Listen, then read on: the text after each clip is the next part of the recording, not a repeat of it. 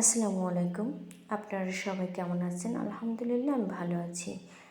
এখানে আমি কিছু কই মাছ নিয়েছি, আর এই কই মাছগুলো এখন আমি হলুদ লবণ মাখিয়ে সুন্দর করে রেখে দেব, একটু হালকা ভেজে নেব। এর জন্য আজ আমি রান্না করব কই মাছ দিয়ে আর ওলকপি আর আলু দিয়ে। তার জন্য ওলকপি আর আলু আমি কেটে ধুয়ে পরিষ্কার করে নিয়েছি। কই মাছগুলো আমি একটু কেচে দিয়েছি, আর এখন আমি ভেজে নেব। তার জন্য আমি কড়াইতে পরিমাণ মতো তেল দিয়ে দিয়েছি।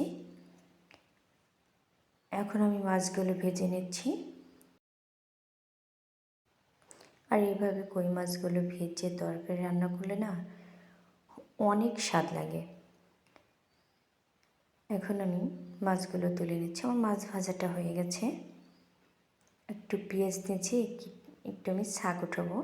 এটাকে অনেক সময় মশলা করা বলে বা ফোড়ানি করা বলে, এটাকে আমরা শাক বলি। শাক উঠিয়ে নিচ্ছি। তরকারির মেইন ফ্লেভারটা হচ্ছে এই মশলাটা, যেটা তরকারিতে অনেক স্বাদ বাড়ায়। এখন আমি কিছু পেঁয়াজ দিয়ে দিচ্ছি। পেঁয়াজগুলো আমার ভাজা হয়ে গেছে। এখন আমি অ্যাড করে দেবো মশলা, জিরে বাটা, আদা বাটা, রসুন বাটা। এখন আমি একটু পানি দিয়ে এগুলো কষিয়ে নিব।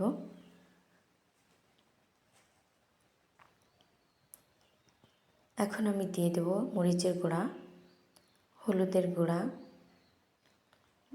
স্বাদ মতো লবণ। এখন এটাকে আমি আরও 2 থেকে 3 মিনিট কষিয়ে নেব সুন্দর করে। মশলাটা সুন্দরভাবে কষানো হলে তরকারিটা খেতে ভালো লাগবে।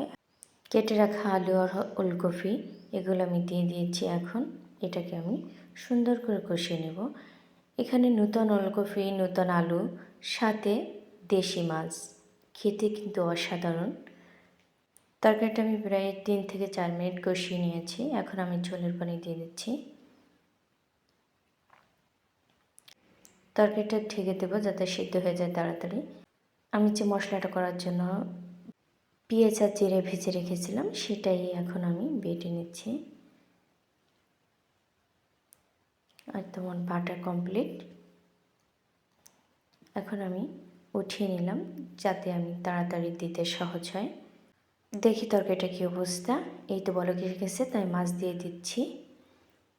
মাছটা দিয়ে আমি সুন্দর করে নেড়ে দেবো যাতে মাছগুলো তরকারির ঝোলে ডুবে যায়।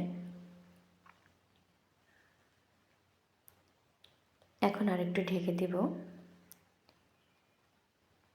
এখন আমার মশলা দেওয়ার সময় হয়েছে, তাই আমি মশলা দিয়ে দিচ্ছি ধনের পাতা। ধনের পাতার পরিমাণটা আমি সবসময় একটু বেশি দিই তরকারিতে, কারণ এর ফ্লেভারটা আমার খুবই ভালো লাগে। আমি আবার একটু নেড়ে দেখব কী অবস্থা হয়েছে। আমার তরকারিটা কিন্তু প্রায় হয়ে গেছে। আমার এইভাবে তরকারি রান্না কার কাছে কেমন লেগেছে অবশ্যই কমেন্ট করে জানাবেন।